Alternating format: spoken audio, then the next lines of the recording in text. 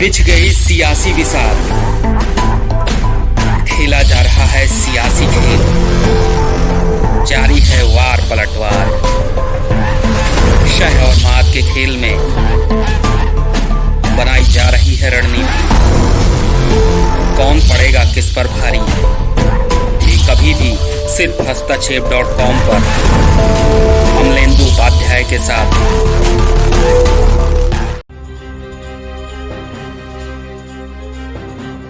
नमस्कार, दिन भर की बड़ी खबरों में आपका स्वागत है। मैं हूं आपके साथ सृष्टि। आज इस बुलेटिन में बात होगी विपक्ष की एकजुटता की, रोजगार को लेकर राहुल की मांग की। जानेंगे कि सिंधिया से क्यों नाराज है बीजेपी के दिग्गज, बिहार में क्या है चुनाव की तैयारी, और सरकारी जमीन को लेकर क्या है सरकार की नई चाल, और आखिर में बात फंड की कमी से जूझ रही योजनाओं की। लेकिन तमाम बड़ी खबरों से पहले एक नजर दिन भर की सुर्खियों पर। जेईई और नीट परीक्षा पर सुप्रीम कोर्ट का फैसला, नहीं टलेंगी जी और नीट की परीक्षा। सुप्रीम कोर्ट ने खारिज की 6 राज्यों की पुनर्विचार याचिका।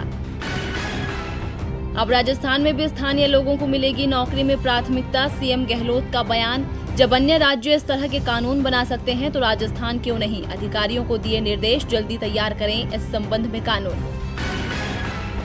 शिवसेना नेता संजय राउत और बॉलीवुड एक्ट्रेस कंगना रनौत में जुबानी नोकझोंक तेज। राउत ने कहा, मुंबई मराठी मानुष के बाप की है, महाराष्ट्र के विरोधियों को करेंगे खत्म। चेन्नई सुपर किंग की परेशानी और बढ़ी। सुरेश रैना के बाद अब ऑफ स्पिनर हरभजन सिंह ने भी आईपीएल 2020 से नाम लिया वापस। हरभजन सिंह ने ट्वीट कर दी जानकारी। और हफ्ते के आखिरी कारोबारी दिन गिरावट के साथ बंद हुआ शेयर बाजार। सेंसेक्स 633 अंक लुढ़ककर 38,357 पर बंद। निफ्टी 170 अंक की गिरावट के साथ 11,357 पर हुआ बंद। सुर्खियों के बाद अब बात आज की सबसे बड़ी खबर की। संसद के मॉनसून सत्र को लेकर मोदी सरकार माने बैठी है कि अब विपक्ष का जोर उस पर नहीं चलेगा, वो बिना किसी विरोध के अपनी मनमर्जी चला पाएगी। लेकिन सरकार का ये सोचना गलत है, क्योंकि कांग्रेस ने मोदी सरकार को घेरने की रणनीति तैयार कर ली है। कांग्रेस बेरोजगारी से लेकर अर्थव्यवस्था पर केंद्र को घेरने जा रही है। इसी खबर पर चर्चा के लिए आज हमारे साथ जुड़ेंगे राजीव जी। बहुत बहुत स्वागत है राजीव जी आपका। लेकिन इससे पहले ये रिपोर्ट देखिए।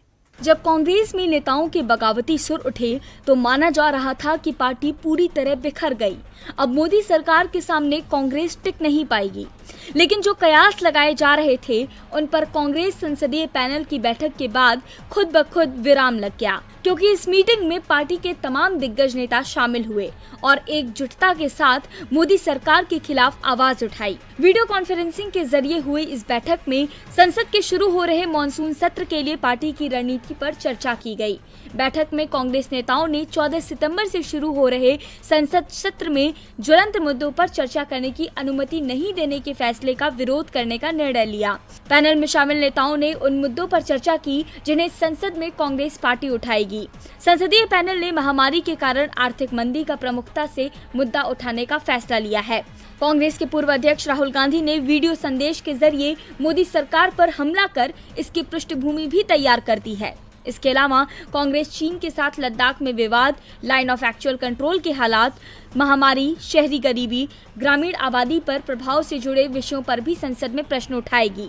इस बैठक में राज्यसभा में विपक्ष के नेता गुलाम नबी आजाद, विपक्ष के उप नेता आनंद शर्मा और लोकसभा में विपक्ष के नेता अधीर रंजन चौधरी भी शामिल हुए।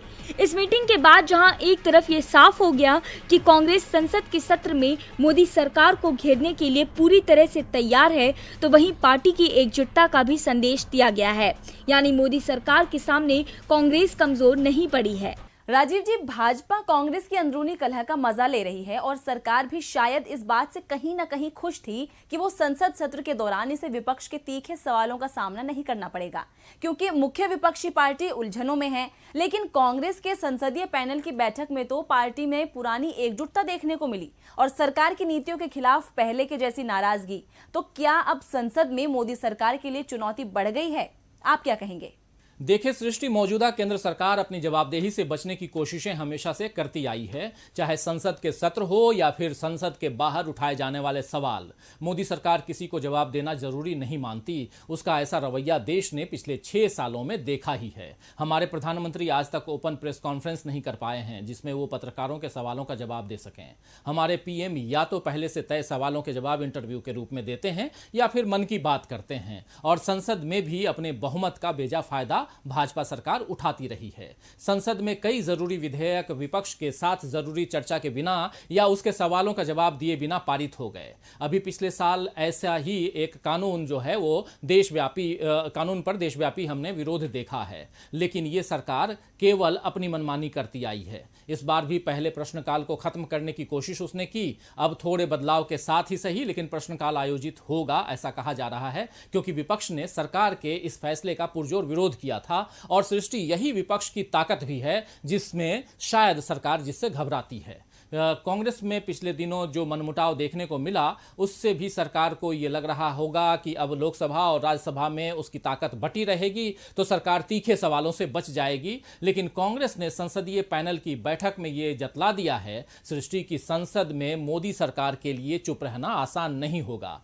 उसे बेरोजगारी, जीडीपी, महंगाई, छात्रों और मजदूरों की हालत, इन सब पर सवालों का सामना करना ही होगा। देखने वाली बात यह है सृष्टि की सरकार जवाब देती है या बचने का कोई रास्ता निकालती है। अब बात करते हैं अगली खबर की। मोदी सरकार की नीतियों को लेकर विपक्ष लगातार उसे घेरने में जुटा है, खासकर कांग्रेस सांसद राहुल गांधी। राहुल गांधी महंगाई, अर्थव्यवस्था समेत कई मुद्दों पर सरकार को घेर रहे हैं। सबसे ज्यादा उनका हल्ला बोल बेरोजगारी को लेकर है। अपनी वीडियो सीरीज में राहुल सिलसिलेवार तरीके से मोदी सरकार की पोल खोल रहे हैं। तो इस बार राहुल ने सरकार की किस नीति पर उठाए हैं सवाल, इस रिपोर्ट में देखिए। भले ही राहुल गांधी ने कांग्रेस अध्यक्ष पद की जिम्मेदारी ना संभाली हो, लेकिन वो एक्टिव मोड में आकर मोदी सरकार की घेराबंदी कर रहे हैं। जनता से जुड़ा ऐसा कोई मुद्दा नहीं है जिसे वो ना उठाते हों। खासकर युवाओं से जुड़े मुद्दे पर राहुल संसद से लेकर सोशल मीडिया तक हल्ला बोल रहे हैं। इस वक्त बेरोजगारी और भविष्य को लेकर युवा खासे परेशान हैं। इसी का समाधान बार बार राहुल गांधी सरकार से मांग रहे हैं। आज भी उन्होंने ट्वीट कर सरकार को सच्चाई से रूबरू करवाया है। उन्होंने लिखा कि मोदी सरकार रोजगार, बहाली, परीक्षा के परिणाम दो, देश के युवाओं की समस्या का समाधान दो। इससे पहले राहुल ने जीडीपी का मसला उठाते हुए मोदी सरकार को घेरने की कोशिश की थी। उन्होंने कहा था कि मोदी जी का कैश मुक्त भारत दरअसल मजदूर, किसान, छोटा व्यापारी मुक्त भारत है। जो पासा 8 नवंबर 2016 को फेंका गया था, उनका एक भयानक नतीजा 31 अगस्त 2020 को सामने आया। जीडीपी में गिरावट के अलावा नोटबंदी ने देश की असंगठित अर्थव्यवस्था को कैसे तोड़ा, ये जानने के लिए मेरा वीडियो देखिए। राहुल गांधी ये मोर्चाबंदी यूं ही नहीं कर रहे हैं। जो रिपोर्ट आई है उसने सभी के होश उड़ा दिए हैं। वित्त वर्ष 2021 की अप्रैल-जून तिमाही में भारत की जीडीपी ग्रोथ में उम्मीद से ज्यादा गिरावट आई है। पहली तिमाही में जीडीपी ग्रोथ रेट -23.9% दर्ज की गई। बड़ी अर्थव्यवस्थाओं की बात करें तो अमेरिका के बाद भारतीय अर्थव्यवस्था सबसे बुरी परफॉर्मर रही है। भारतीय अर्थव्यवस्था में बीते 40 साल में पहली बार इतनी बड़ी गिरावट आई है। ये तो केवल जीडीपी के आंकड़े हैं। बेरोजगारी ने तो हाहाकार ही मचा दिया है। Centre for monitoring Indian economy की रिपोर्ट बताती है कि अगस्त में बेरोजगारी की दर बढ़ी है। आंकड़ों के मुताबिक अगस्त में बेरोजगारी दर 8.35% दर्ज की गई, जबकि पिछले महीने जुलाई में इससे कम 7.43% थी। अगस्त में शहरी बेरोजगारी दर 9.83% दर्ज की गई है, जबकि ग्रामीण इलाकों में बेरोजगारी दर का आंकड़ा 7.65% रहा। जुलाई में शहरी बेरोजगारी दर 9.15% थी और ग्रामीण बेरोजगारी दर 6.6% थी। अब जब अर्थव्यवस्था से लेकर बेरोजगारी के आंकड़े ऐसे सामने आएंगे तो भला विपक्ष कैसे शांत बैठेगा? ऐसे में सवाल उठता है कि क्या जनता की गुहार सुनेगी सरकार? कांग्रेस सांसद राहुल गांधी का मोदी सरकार पर हल्ला बोल जारी है। वैसे मध्य प्रदेश में तो बीजेपी के अंदर खाने ही हल्ला बोल जारी है, क्योंकि अब तक ज्योतिरादित्य सिंधिया के खिलाफ ग्वालियर चंबल संभाग में बीजेपी के नेता राजनीति करते रहे हैं, लेकिन ज्योतिरादित्य सिंधिया अब खुद बीजेपी में आ गए हैं और उपचुनाव में उनके समर्थकों को पार्टी टिकट भी दे रही है, जिससे बीजेपी के दिग्गज नेताओं को अपना राजनीतिक करियर डूबता दिख रहा है। इससे वो नाराज हैं और ये नाराजगी बीजेपी पर भारी पड़ती दिख रही है। देखिए हमारी ये रिपोर्ट। मध्य प्रदेश के सीएम शिवराज सिंह चौहान, केंद्रीय मंत्री नरेंद्र सिंह तोमर और प्रदेश बीजेपी अध्यक्ष बीडी शर्मा आजकल ग्वालियर में ही डेरा डाले हुए हैं। निशाने पर प्रदेश की 27 विधानसभा सीटें हैं, जिनमें से सबसे ज्यादा 16 ग्वालियर चंबल संभाग की है। टिकट सिंधिया समर्थक उन नेताओं को मिलना है जो विधानसभा की सदस्यता से त्यागपत्र देकर बीजेपी में शामिल हुए हैं। लेकिन इससे बीजेपी के वो दिग्गज नेता नाराज हैं जो लगातार इन सीटों से जीतते रहे हैं जहां उपचुनाव होने हैं। 2018 के विधानसभा चुनावों में बदलाव की लहर का सबसे ज्यादा असर ग्वालियर चंबल संभाग में ही दिखा था, इसलिए वो कांग्रेस के हाथों हार गए थे। अब जिन कांग्रेसी नेताओं ने उन्हें हराया था वो बीजेपी में हैं और बीजेपी के टिकट पर चुनाव लड़ने की तैयारी में है। ऐसे में बीजेपी के कई दिग्गज नेताओं को अपना राजनीतिक भविष्य अंधेरे में दिखाई दे रहा है, जिससे वो बगावत की राह पर चलते दिख रहे हैं और अपनी नाराजगी का खुलकर इजहार भी कर रहे हैं। इसमें सबसे ऊपर नाम है जयभान सिंह पवैया का, जो शिवराज की पिछली सरकार में मंत्री भी थे, लेकिन 2018 में प्रद्युम्न सिंह तोमर से हार गए थे।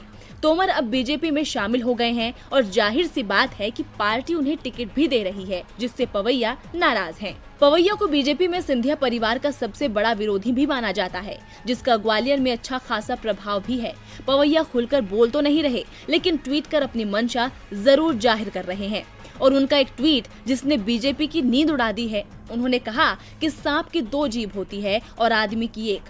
सौभाग्य से हम मनुष्य हैं। राजनीति में वक्त के साथ दोस्त दुश्मन बदल सकते हैं, पर मेरे लिए सैद्धांतिक तौर पर कल जो मुद्दे थे वे आज भी हैं। जय श्री राम।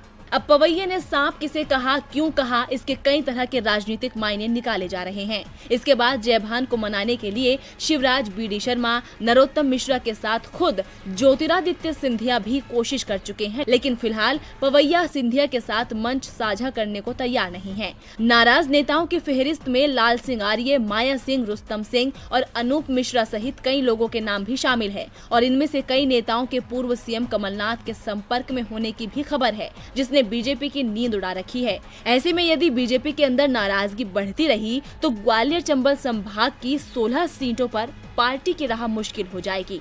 बीजेपी नेताओं की नाराजगी क्या गुल खिलाएगी, ये उपचुनाव के परिणाम बताएंगे, लेकिन बिहार के चुनाव परिणाम क्या होंगे और किसके पक्ष में बाजी जाएगी, ये सवाल अभी सबसे बड़ा है। और अब चुनाव आयोग ने साफ कर दिया है कि वो समय पर ही चुनाव कराएगा और बिहार विधानसभा चुनाव के साथ ही उपचुनावों की तारीखों का भी ऐलान कर दिया जाएगा। बिहार विधानसभा का कार्यकाल 29 नवम्बर तक खत्म हो रहा है, इसलिए चुनाव की पूरी प्रक्रिया 20 नवम्बर तक पूरी कर ली जाएगी। देखिए हमारी ये रिपोर्ट। केंद्रीय चुनाव आयोग ने एक बार फिर ये साफ कर दिया है कि बिहार में विधानसभा चुनाव टालने की उसकी कोई योजना नहीं है। आयोग पूरी तरह से चुनाव के लिए तैयार है। बिहार चुनाव के साथ ही 1 लोकसभा और 64 विधानसभा सीटों पर भी उपचुनाव कराए जाएंगे, जिसमें सबसे ज्यादा 27 विधानसभा सीटें मध्य प्रदेश की हैं। आयोग की ओर से ये कहा गया है कि सही वक्त आने पर चुनाव की तारीखों का ऐलान कर दिया जाएगा। बिहार में इस बार 4 चरणों में चुनाव कराए जा सकते हैं। इस कारण पूरी चुनाव प्रक्रिया से निपटने में करीब 50 दिन का समय लग सकता है। इसीलिए चुनाव आयोग की ओर से संकेत मिले हैं कि सितंबर माह के अंत तक चुनाव को लेकर अधिसूचना जारी हो सकती है। आयोग की ओर से चुनाव प्रचार के लिए दिशा निर्देश भी जारी किए गए हैं, जिसके अनुसार उम्मीदवार ऑनलाइन नामांकन दाखिल कर सकते हैं। जमानत राशि भी ऑनलाइन जमा की जा सकती है। उम्मीदवार के साथ केवल 5 लोग ही प्रचार के लिए जा सकते हैं। जनसभा या रैली आयोजित करने की इजाजत केंद्रीय स्वास्थ्य मंत्रालय की गाइडलाइन को ध्यान में रखकर दी जाएगी। मतदान के दौरान बूथ पर mask, hand sanitiser, thermal scanner, gloves, face shield और पीपीई किट का इस्तेमाल अनिवार्य होगा। मतदाताओं को मतदान देने से पहले हैंड ग्लव्स दिए जाएंगे। आयोग की तरफ से ये साफ कर दिया गया है कि विपक्ष भले ही स्वास्थ्य मुसीबत को लेकर कोई भी तर्क दे, लेकिन आयोग का काम चुनाव कराना है और वो तय समय पर ही चुनाव कराएगा। बिहार चुनाव का समय नजदीक है तो सभी दल जोर आजमाइश में लगे हुए हैं, लेकिन उत्तर प्रदेश विधानसभा चुनाव में अभी काफी वक्त है। फिर भी राजनीतिक दल अभी से सियासी बिसात बिछाने में लगे हैं। एक तरफ बीजेपी राम नाम के सहारे ब्राह्मण वोट बैंक को अपनी तरफ खींच रही है, तो वहीं कांग्रेस और सपा की नजर मुसलमानों पर है। ये दोनों दल डॉक्टर के सहारे अपनी नैया पार करने की जुगत में है। सियासत में राजनीतिक दल कोई भी काम अपना नफा नुकसान देखे बिना नहीं करते हैं। उत्तर प्रदेश में बीजेपी ने डॉक्टर कफील खान से खुद को नुकसान होता देख उन्हें निशाना बनाया और अब विपक्ष को खान में अपना नफा नजर आ रहा है। इसीलिए कांग्रेस से लेकर सपा तक उन्हें अपने पाले में लाने में जुट गए हैं। अखिलेश यादव की समाजवादी पार्टी ने कफील खान को साइकिल की सवारी कराने के लिए पहले उनके भाई को मनाना शुरू कर दिया है। सूत्रों की माने तो कफील खान के भाई कासिफ जमाल सपा नेता अखिलेश यादव के संपर्क में है। इन दिनों कासिफ भी कफील खान के साथ जयपुर में है। यही वजह है कि डॉक्टर कफील खान प्रियंका के साथ साथ अखिलेश यादव का भी धन्यवाद कर रहे हैं। सपा प्रवक्ता और पूर्व मंत्री अताउर रहमान कहते हैं कि डॉक्टर कफील खान सपा में आते हैं तो हम उनका स्वागत करेंगे। सूबे में सपा ही योगी सरकार के खिलाफ मजबूती से लड़ रही है। कफील खान की रिहाई के लिए कांग्रेस ने सिर्फ बयानबाजी करने का काम किया है, असल लड़ाई तो सपा नेताओं ने लड़ी है। कांग्रेस का ना तो सूबे में कोई जनाधार है और ना ही संगठन। कफील खान सपा में आते हैं तो निश्चित तौर पर उन्हें एक राजनीतिक मजबूत ताकत मिलेगी। अब सपा तो खान को खासम खास बनाने में लगी है, कोई कमी नहीं छोड़ रही है, लेकिन कफील इस वक्त कांग्रेस के करीब आते नजर आ रहे हैं। डॉक्टर कफील खान को मथुरा जेल के गेट से लेकर जयपुर तक ले जाने का काम कांग्रेस नेताओं ने किया है। यही नहीं, कफील खान कांग्रेस महासचिव प्रियंका गांधी के संपर्क में हैं। प्रियंका गांधी की सलाह पर ही वो राजस्थान गए हैं जहां कांग्रेस सरकार है।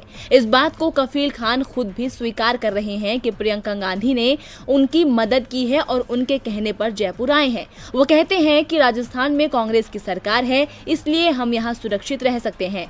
हमारे परिवार को भी ऐसा ही लग रहा है, क्योंकि यूपी जाएंगे तो कोई न कोई केस लगाकर फिर हमें जेल में डाल दिया जाएगा।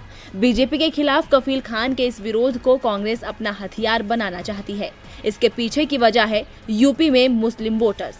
आपको बता दें कि उत्तर प्रदेश में करीब 20% मुस्लिम वोटर हैं। सूबे की 403 विधानसभा सीटों में से 143 सीटें मुस्लिम प्रभावित मानी जाती है। इनमें से 70 सीटों पर मुस्लिम आबादी 20 से 30% के बीच है, जबकि 73 सीटें ऐसी हैं जहां मुसलमान 30% से ज्यादा है। सपा जब 2012 में सत्ता में आई थी तो उसे मुस्लिम बहुल 72 सीटों पर जीत मिली थी।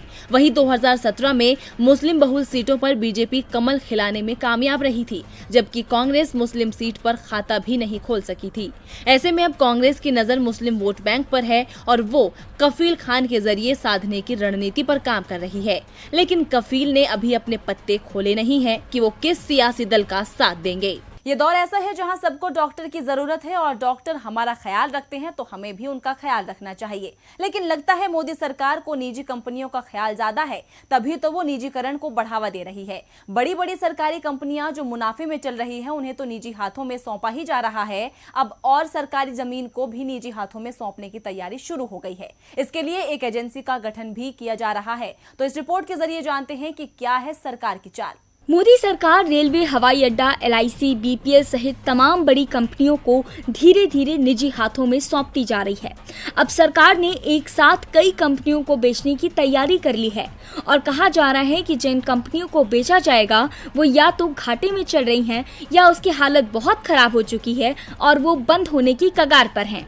सरकार ऐसी कंपनियों को ही बेचने की तैयारी में नहीं, बल्कि इन कंपनियों के पास जो बेशकीमती जमीनें हैं उसे भी बेचने की तैयारी में है। यानी कंपनी खरीदने में अगर किसी ने दिलचस्पी नहीं दिखाई तो सरकार कंपनी की बिल्डिंग और मशीनरी तक बेच देगी। यानी साफ है कि कई लोगों की नौकरियां अब मुश्किल में फंसने वाली हैं। सरकार ने इसके लिए नया प्लान तैयार किया है। सरकारी जमीन बेचने के लिए लैंड मैनेजमेंट एजेंसी का गठन किया जाएगा, जिसके बाद सभी कंपनियों की जमीन इस एजेंसी पर पहुंच जाएगी। इसके बाद ये एजेंसी बेहतर कीमत पर अलग अलग कंपनियों को जमीन बेचेगी।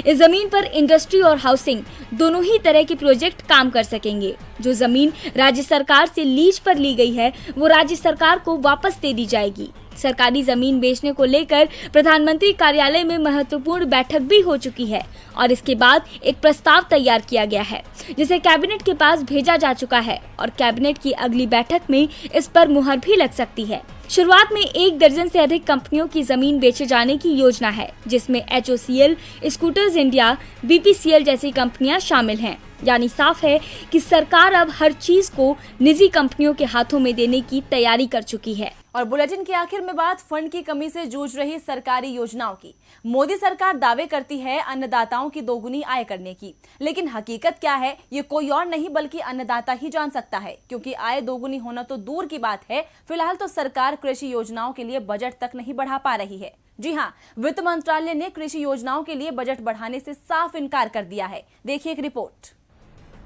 देश तो आर्थिक मंदी के दौर से गुजर ही रहा है, वहीं देश की कई प्रमुख कृषि योजनाएं भी फंड की कमी से जूझ रही है और उचित बजट आवंटन नहीं होने के कारण ये योजनाओं किसानों तक सही से पहुंच नहीं पा रही है। इसलिए केंद्रीय कृषि मंत्रालय ने प्रधानमंत्री फसल बीमा योजना, कृषि लोन पर ब्याज सब्सिडी, राज्यों केंद्र शासित प्रदेशों को सब्सिडी पर दालों का वितरण वाली योजना, प्रधानमंत्री कृषि सिंचाई योजना, बागवानी जैसी कई योजनाओं के बजट में बढ़ोतरी की मांग की थी, लेकिन वित्त मंत्रालय ने तो दलीलों को ना मानते हुए सारी मांगों को सिरे से खारिज कर दिया। केंद्रीय कृषि मंत्रालय ने वित्त मंत्रालय को भेजे गए पत्र में कहा था कि वित्त वर्ष 2020-21 के लिए फसल बीमा योजना का बजट 19,690 करोड़ रुपए तय करने की जरूरत है। साथ ही समय पर किसानों को उनके दावे का भुगतान न किए जाने की तरफ ध्यान दिलाया। यहाँ पर भी कृषि मंत्रालय की इस मांग को खारिज कर दिया गया और वित्त वर्ष 2020-21 के लिए PMFBI का बजट 15,695 करोड़ रखा गया।